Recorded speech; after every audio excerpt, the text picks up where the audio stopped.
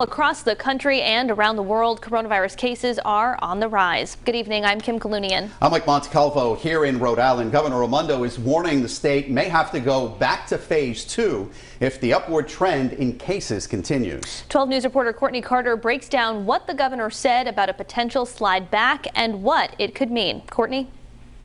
Although the governor stopped short of saying we are entering phase 2 today, come Friday, things may change. Governor Raimondo says the executive order to be in phase 3 expires today. She says she will sign it, but it may not stay that way.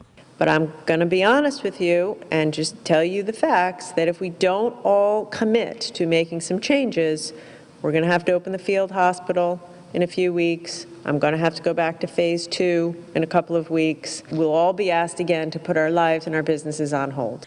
Those changes include wearing masks and stop socializing in bigger groups.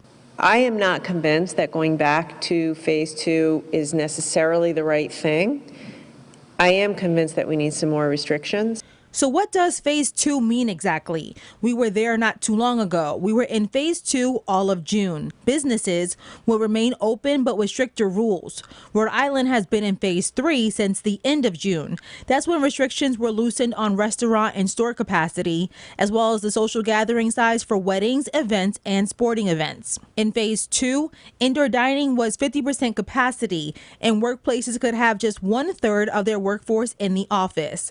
And speaking of jobs, makeup artists and other close contact jobs like hairdressers and barbers can be open in that phase on a limited basis. The limit on social gatherings in this phase is 15 people.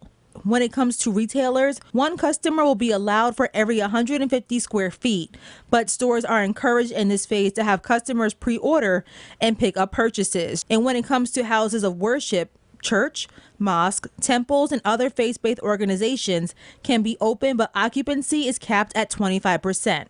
Gyms and childcare in phase 2 can remain open. The governor also saying today that schools should remain open even if there are some positive tests. I'm Courtney Carter, 12 News.